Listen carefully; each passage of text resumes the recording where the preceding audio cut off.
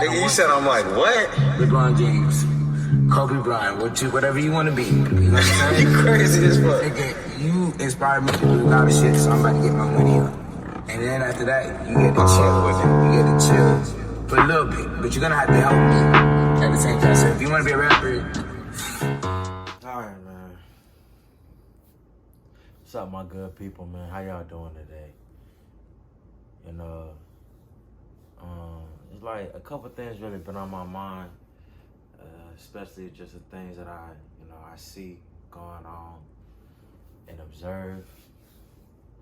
I really want to keep this short, simple, and sweet. You know what I mean? I don't want to talk too much and too advanced. I really want to talk how you can understand it. I'm just gonna talk about my last week that went by, last 2 weeks. You know, time really goes by real fast nowadays. But I'm gonna start off with this one story that I saw. I'm gonna say, me personally, I don't watch real life TV. I don't watch the news. I don't watch certain things that I really don't want to take in through mass media. If I want something, I'm gonna go directly towards it. If I want to hear that song, I'm gonna go to that Spotify. I'm not just gonna let something enter my brain that is not what I want. So, like I said, I don't watch any TV, but I felt a deep innate means just a feeling that I can't explain, but it's just innate. It comes natural. And I turned the TV on. I go to Hulu, headed to my favorite shows just to put on and have as background noise.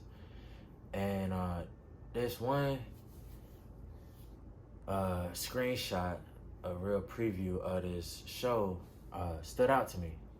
And it was 2020, 2020 ABC, NBC, whatever, they are the same. But it was a 2020 program, and it was a reflection of a man that, just to break it down, he was really stressed. You know what I mean? He was a really stressed man. It was a story about, if you know anything about 2020s, I mean, of course, it's a murder mystery, but they already know it, so they're going to draw it out. But the real mystery was behind the story. And the man, ultimately, he killed his wife. A man who devoted his life to Mormonism. I'm not even sure if that's a word, but he devoted his life to being a Mormon. He was a devout Mormon. He preached, I guess what I call Sunday service, and he did Wednesday worship. And this man killed his wife. And it's like a man who gave his life, his spirituality, his belief to Mormonism. And nothing's wrong with that. I really have vague about that, but I feel like it's an honorable thing. And the story, of course it's an hour show, but I'm gonna chop it up, give you the real story of it. So it starts off with this white man. He moves to Arizona. He moves to a Mormon community, and he's real receptive to all of his neighbors and his friends that are surrounding him. And he builds a life for himself. He actually has 2 kids, a boy and a girl, and a loving wife he met while he was in high school, and they were high school sweethearts. And they moved to Arizona, and he started working back in 1999 when Motorola was at the height of the cell phone game. He was one of the engineers. And I want you to stay with me now. Let's say back in 1999, they were still preaching about work-life balance. Just that phrase, work-life balance. And honestly, if you, as a person, you watching this, do you have work-life balance? What does that mean? What does work-life balance mean to you? So,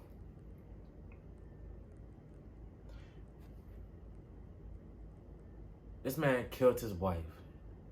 I feel like through immense stress and pressure in the workplace. Immense pressure and stress in the workplace to perform up to productivity standards, up to standards of the job, of the workplace. And he's an engineer, really smart man. And his brain was so gifted, you feel me? And the stress made him crack, in my opinion.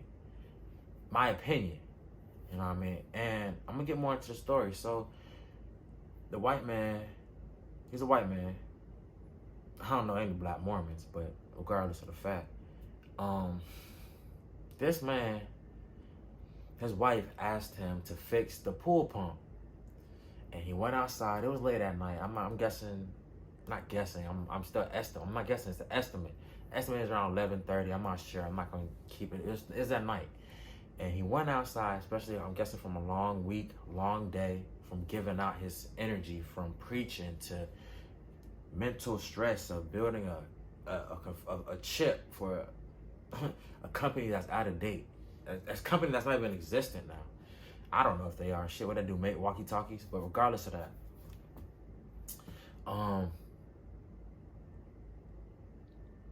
he went outside to fix the pool pump, and he couldn't get it. Strong, real smart man. He couldn't get it on his first try.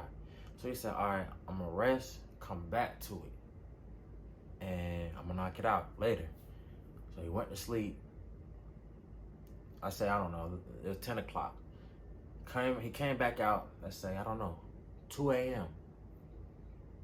Why would he go back out there at 2 a.m.? All right. I could jump to it, but why would he go back outside at 2 a.m.? So the neighbor, his next door neighbor, hears rumbling in the night. What's that noise? But they're concerned. So the man of the house goes outside, looks over the fence, and sees tragedy, horrific things. He sees the Mormon husband holding his wife's head underwater. You know what I mean? It's a reenactment, so I don't know if she's fully in the pool or she's being held underwater. You know what I mean? And this is what his neighbor saw.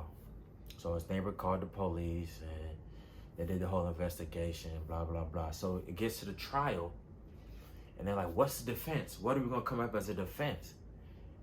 And the Mormon, he steady, even through interrogation, his trial, his whole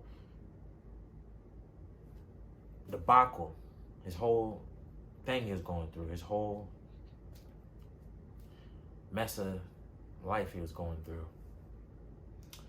He had no recollection of the accident. He had no recollection. He couldn't remember.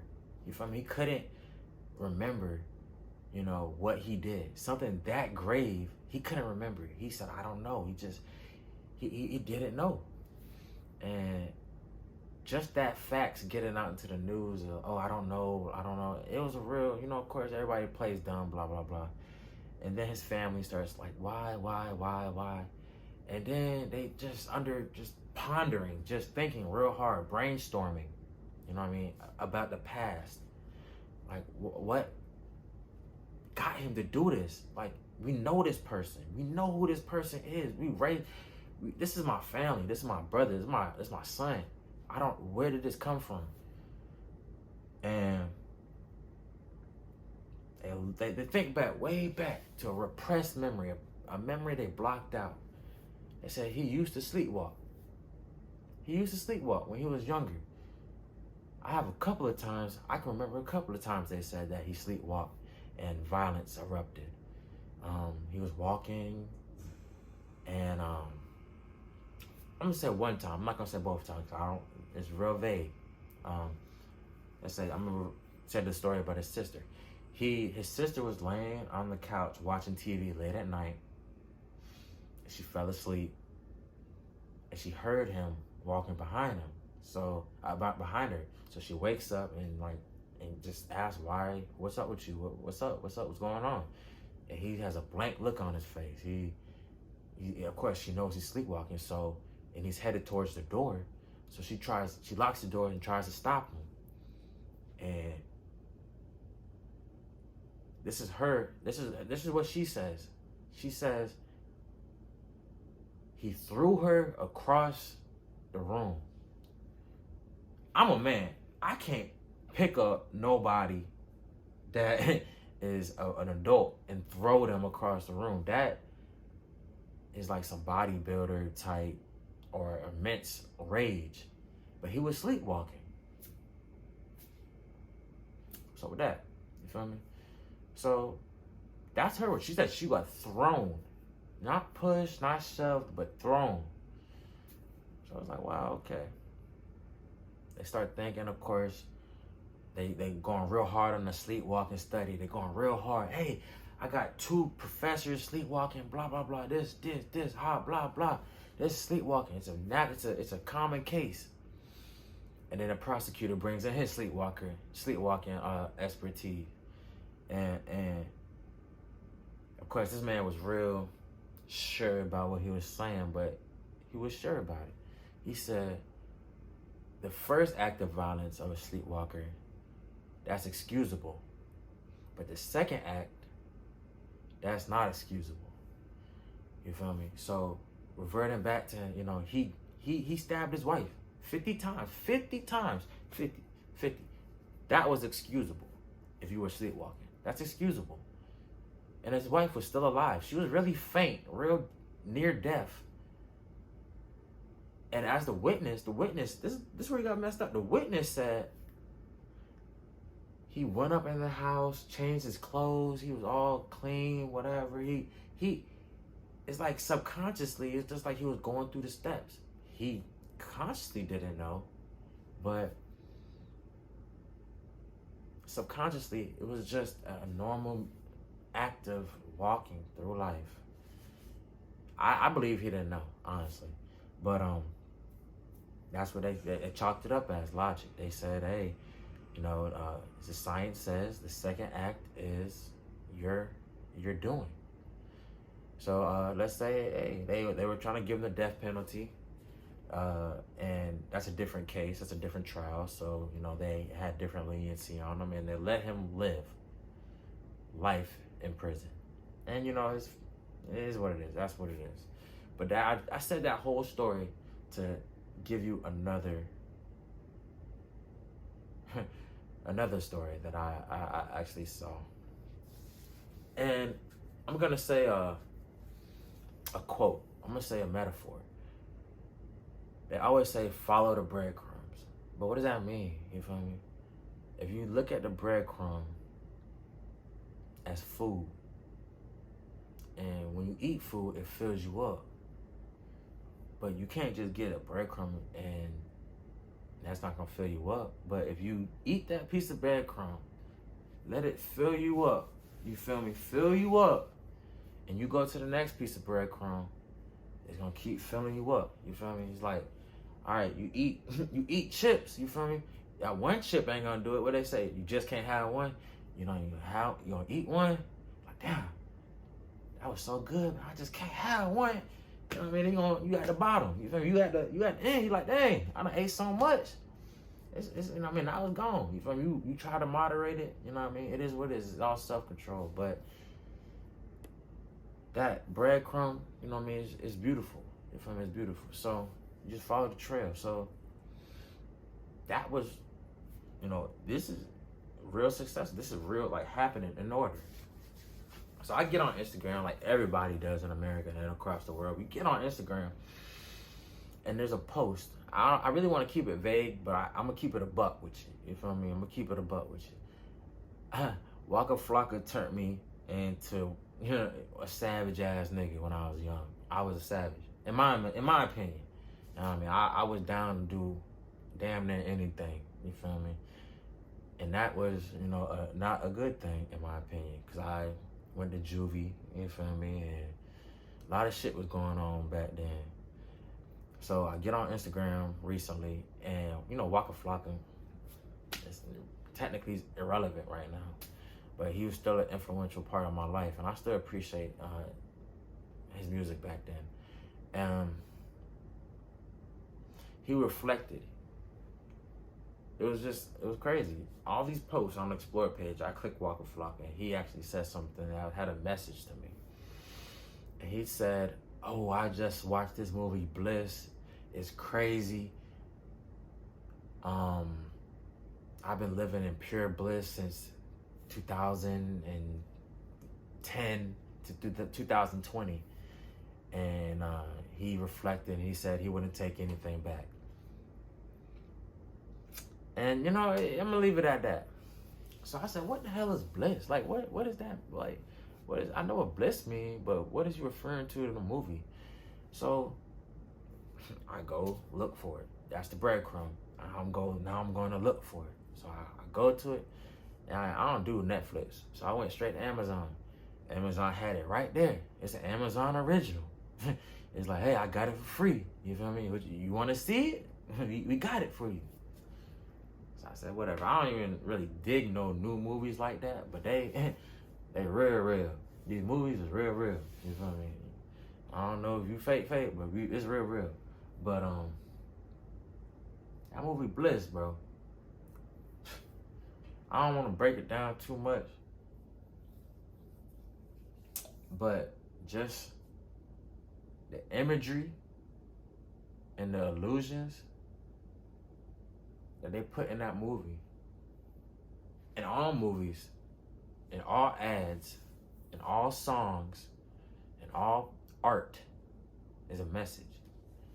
So it's like, you know, let me re-up real quick. Hold on, before I bring my point home, and I want to make this as sweet and eloquent as possible. All right, and I'm only gonna give this a few minutes. This movie Bliss. Spoiler alert. This movie Bliss is about Owen Wilson.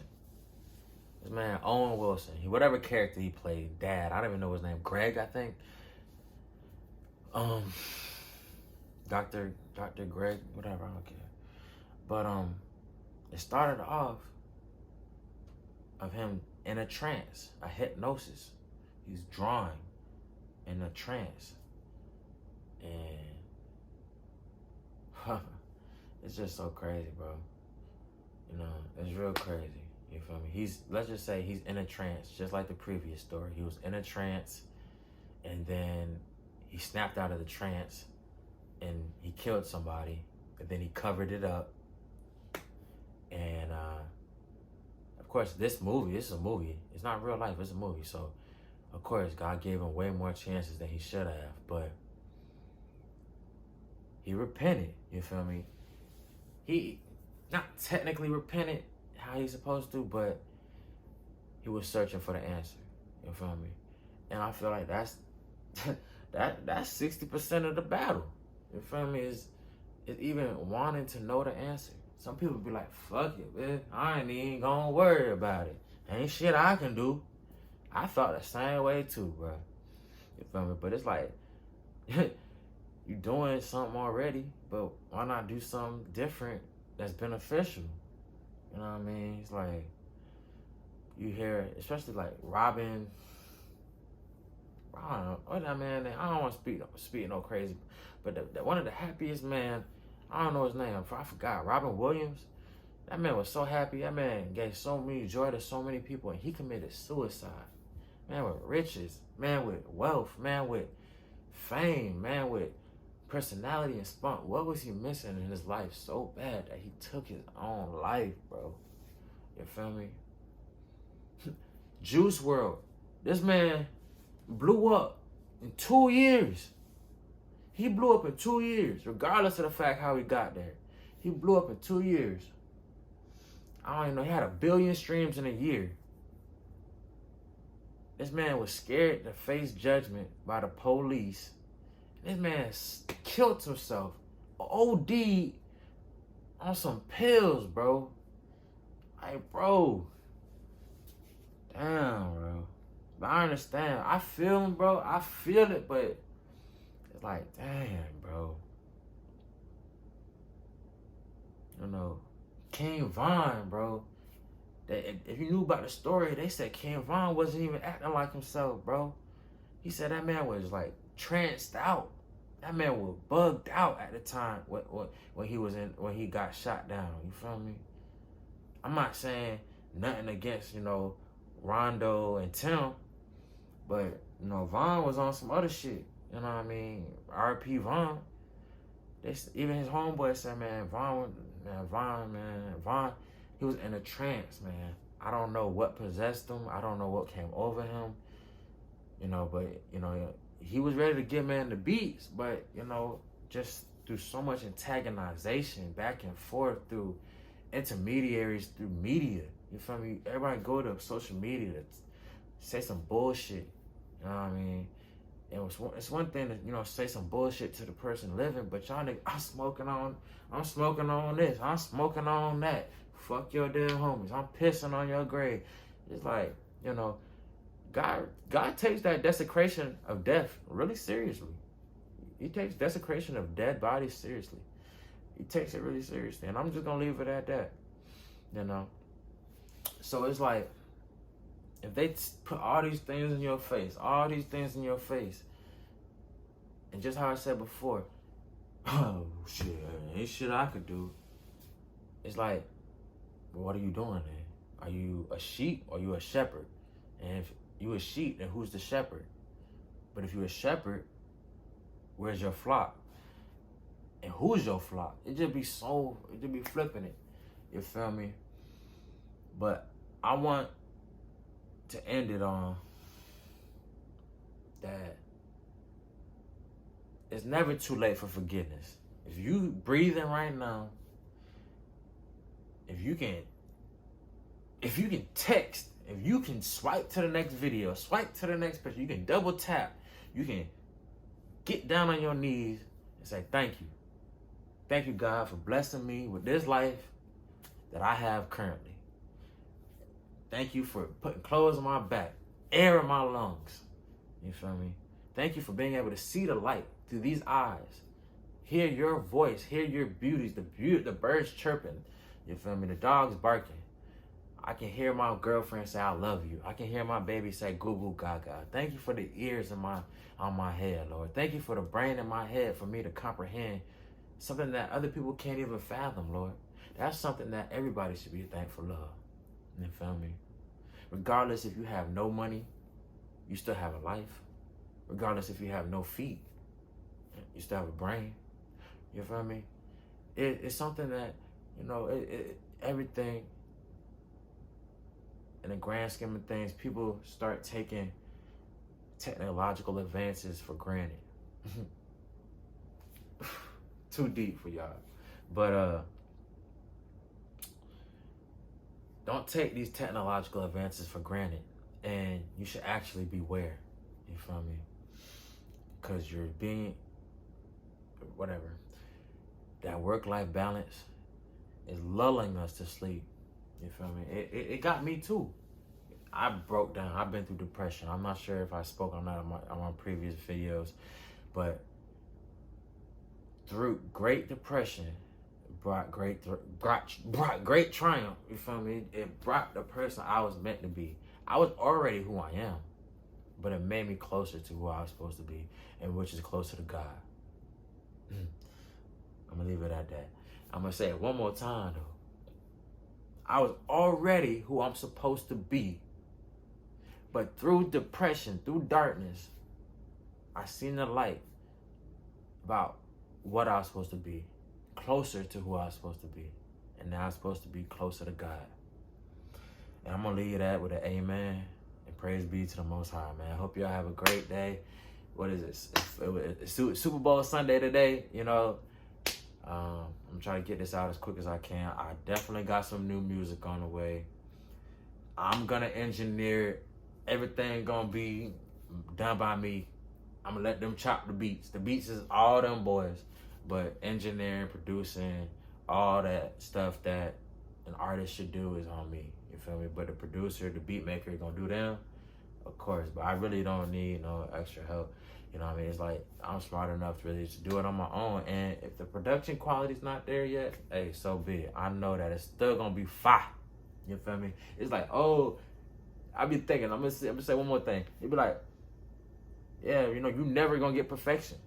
Your production might be fire, but what is your word saying? You can push all the little buttons and keys and knobs you want to twist, but what's coming out your mouth when you speak, bro? What kind of message am I getting? Amen. Amen. At ease. We out ya. Love stops, I'ma keep rapping till my heart stops. The skin color neglects my innocence, so I'ma spark one for everyone that's innocent. No coincidence, riding down the highway, smoking and making plays all day. How I choose to live my life in the A. Pull up to my favorite chicken spot, that shit in the hood.